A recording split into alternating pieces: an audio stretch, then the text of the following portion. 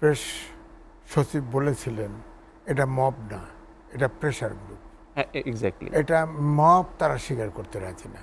কিন্তু দেশটা আউলায় দিছে হচ্ছে এই সরকার 5ই আগস্টে ক্ষমতায় আসার পরে আপনি খেয়াল করে দেখেন 50% থানার থেকে অস্ত্র লুট করে নিয়ে গেছে। এবং তারপরে দেখেন অনেক থানার পুলিশ হত্যা করা হয়েছে, সেটাকে ইন্ডিমেন্টারি দেওয়া হয়েছে। এরপরে আর্মিকে যৌথ বাহিনী নামানো হয়েছে, ছুরি কাছে উদ্ধার করে। অস্ত্রগুলো গেল কোথায়? এবারও কিন্তু এখনো কিন্তু ইয়ে হয়েছে, চিরুনি অভিযান শুরু হয়েছে।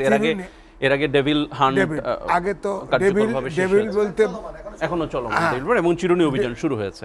ডেভিল মানে মোটামুটি ভাবে বড় শয়তান। হ্যাঁ, ডেভিল হান্ট। এখন হলো চিরুনি। এখন চিরুনি ছোট বড় সব মারবেন, ছোট বড় সব ওই যে নেট জাল দিয়ে ধরবেন, তাহলে সবার মাথায় চিরুনি পড়বে কিনা, দ্যাট ইজ দ্য কোশ্চেন। এখন যদি পার্টিকুলারলি বিএনপির মাথা আশ্রান চুলে যান, এনসিপির মাথা না আশ্রান, তাহলে তো হবে না, সবার মাথায় আশ্রাইতে হবে। চিরুনি অভিযান হলে এখন চিরুনি কোথায় কোন মাথায় হবে, সব জায়গায় যদি এখন এই চিরুনি সব জায়গায় না পড়ে, তাহলে তো আবার ডক্টর মোহাম্মদ ইউনূসকে জবাবদিহি করতে হবে। তিনি সরকার প্রধান। আমি প্রথমেই বলে নেই যে এই যে তিনি বললেন যে এখন অপরাধ তেমন আগের তুলনায় কম, আপনি বলেন প্রতিদিন গড়ে বণিক বার্তায় রিপোর্ট হয়েছে পুলিশ সদর দপ্তরের রেফারেন্স দিয়ে, এই গতকাল গড়ে প্রত্যেক দিন 11 জন করে খুন হচ্ছে। বলেন তো, স্বাধীনতার পরে যে অবস্থা ছিল দেশের, তখনও তো এত লোক মারা যায়নি। সর্বকালের এই ভূখণ্ডের সবচেয়ে বেশি 10 মাসে 3500 লোক খুন হয়েছে। হ্যাঁ, এবং রেপ, ডাকাতি, খুন, হাইজ্যাক পর্যন্ত হচ্ছে। হ্যাঁ, আর্মির ড্রেস পরে মিরপুরে যান আপনি, আর্মির ড্রেস পরে ডাকাতি হয়েছে। হ্যাঁ, তো কী হচ্ছে না, আমরা কি হচ্ছে না বলেন তো? সবই হচ্ছে, ওনাদের চোখে হয় না। যেমন আমি বলি আমাদের প্রফেশনে কীরকম ডাকাতি করছে দেখেন। আমি উদাহরণ দিই, প্রেস ক্লাবে গেছে সমন্বয়কারীরা প্রথমে, যা লিস্ট দিছে, তালিকা দিছে, এরা এই সাংবাদিকরা ফেসিবাদের দোসর, তাদের মেম্বারশিপ চলে গেছে। আপনি বলেন অনেক সাংবাদিক জেলে আছে, তারা অপরাধ করছে, অনেকে টাকা কামাইছে, অনেকে দালালি করছে, মানলাম। খুনের কেস দিলেন কেন?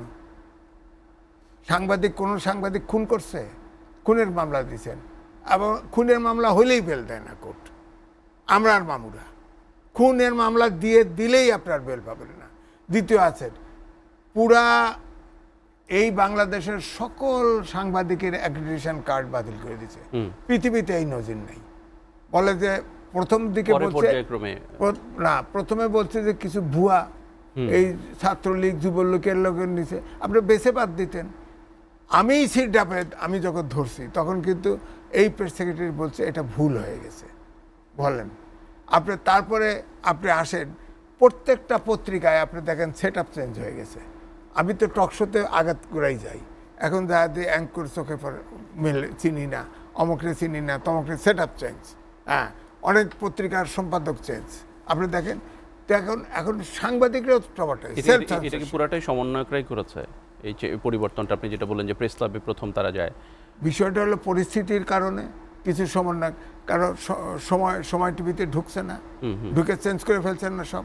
সময় টিভির কাউকে চেনেন আর, পুরনো 1-2 ছাড়া তো সব চেঞ্জ করছে। আমি নামও জানি তো কে গেছে। যেদিন চেঞ্জ করছে তার পরের দিন টকশোতে গেছি আমি আর মাসুদ কামাল, ওই দিন মনের মাধুরী মিশে কথা বলছি। বলেন ওই দিন তবুও কিন্তু শাস্তি হয়নি। সব টেলিভিশনে আপনি দেখেন এইটা, আপনাদের এই টেলিভিশনে কম হয়েছে, কারণ এই ফেসিবাদীর দোষর খুঁজে তেমন পাওয়া যায় নাই, বুঝছেন? এই তাছাড়া অধিকাংশ জায়গায় তো, অর্থাৎ এইভাবে এই অপরাধটাকে রাজনৈতিক রং কেন দেওয়া হচ্ছে? রং হলো যে এটা সামনে একটা নির্বাচনের মূলা ঝোলানো হয়েছে, বিএনপি ট্যাপড হয়ে গেছে। আর পাবনার আমার ভাষায় বলি বিএনপি ফাটাবাসের চিপায় পড়ছে। ওই লন্ডন বৈঠকে তখন রাজনৈতিক মাঠ খুব উত্তপ্ত ছিল, যখন বিএনপির ভারপ্রাপ্ত চেয়ারম্যান আর ডক্টর মোহাম্মদ ইউনূসের বৈঠক হলো, 1 ঘন্টা 20 মিনিটের বৈঠক হয়েছে, জয়েন্ট স্টেটমেন্ট দিছে মনে হয় 5 মিনিটের কথা, তাই না? তো ওইটার পরে রাজনৈতিক আবহাওয়া কিছু শান্ত হয়েছে, অর্থাৎ গুড়ি বৃষ্টি পড়ছে। সবাই আশা করতেছিল ডক্টর মোহাম্মদ ইউনূস আন্তর্জাতিক খ্যাতিসম্পন্ন লোক, তিনি কথা রাখবেন। আমি কিন্তু ওই দিনই বলছি নির্বাচন হবে না, কারণ তিনি যদি কিন্তু দিয়ে ভরা, এইটা হলে এইটা দেবো, এইটা হলে এইটা হবে বলছে না।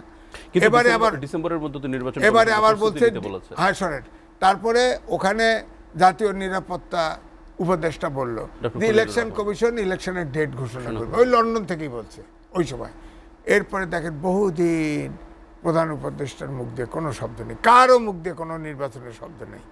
তখন চিফ ইলেকশন কমিশনার একদিন বলল যে সরকারের সাথে কথা বললে মনোভাব বোঝা যাবে, তো উনি দেখাও করলেন, কথা বললেন। এরপরে দুইজন চুপ। তারপরে সাংবাদিকদের অত্যাচারে, রিপোর্টারের অত্যাচারে সিইসি বলে দিল একদিন যে আমাদের ডিসেম্বরের মধ্যে প্রস্তুতি নিতে বলেছে। ডিসেম্বরের মধ্যে না, প্রেস বললো যে আমরা নির্বাচনের প্রস্তুতি নিচ্ছি, ইয়ার থেকে ডিসেম্বর থেকে এপ্রিল পর্যন্ত আমরা নিচ্ছি, যখন নির্বাচন হয়, ভাবটা এমন। এরপরে প্রেস সেক্রেটারি বলে দিল ডিসেম্বরের মধ্যে সব প্রস্তুতি নিতে হবে, উনি দেশ চালাচ্ছেন। উনি আবার সাথে শর্ত দিয়ে দিলেন, তবে সংস্কার এবং বিচার আশানুরূপ হতে হবে। আজকে আবার ফের বলেন আইন উপদেষ্টা বলেছেন এ মাসের মধ্যেই ফ্যাসিবাদীদের বিচার সমাপ্ত হবে বলে আশা করছে। বলেন এটা কি করে বলে? বলেন এটা কি করে বলে? উনি কোর্ট, উনি আইন উপদেষ্টা বলে কি কোর্টকে ওনার পকেটের কোর্ট নাকি? উনি কি করে বললো বলেন? এটা কি করে?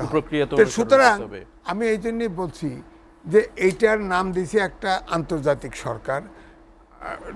মাহমুদুর রহমান মান্না, তিনি ডক্টর মোহাম্মদ ইউনূসের প্রিয় ছাত্র, তিনি বলেছেন, একটা টেলিভিশনে আমার সাথে ছিল, যে উনি নিজে অনেক সময় বক্তৃতা দেন, অর্থাৎ যখন রাজনৈতিক দলদের ডাকে বক্তৃতা দেন, আবার অনেক সময় বক্তৃতা শোনেন, কিন্তু প্রশ্ন করলে মৃদু হাসেন, উত্তর। আগে আমি ছাত্র রাজনীতি করেছি, তখনও চাঁদা নিছি, শিক্ষকদের কাছে চাঁদা নিছি। আগে ফুটো পয়সা ছিল, 1 পয়সা দিত, 1 আনা দিত, তখন 1 আনা, এটা একটা নিঃসন্দেহে ভালোবাসার, এটা ডোনেশন, এটা ডোনেশন, এটাকে চাঁদা বলা হয় না, এটা হলো ছাড়। এখন এনসিপি বলছে ওরা ডোনেশন নেয়, হ্যাঁ ওনার ডোনেশন V8 গাড়ি পায়, আমি তো পাই না। হ্যাঁ, এই প্রফেশনে আমি ওয়েল পেইড একজন সাংবাদিক, আমার তো কিছু হয় না।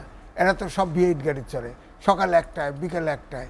যাই হোক, আমি একটা কথা বলি, এই যে মিটফোর্টে যে হত্যা হলো, দেখেন আমার ধারণা বাংলাদেশে আমাদের চাইতে তারেক রহমান বেশি খবর রাখে। তখনই পরেই সে বলছে যে পাথরটা মারলো সে আসামি নয় কেন, সে এখনো গ্রেপ্তার হলো না কেন, মারা গেছে। ভিডিও ফুটেজে যারা দেখা গেছে, ভিডিও ফুটেজে দেখা গেছে।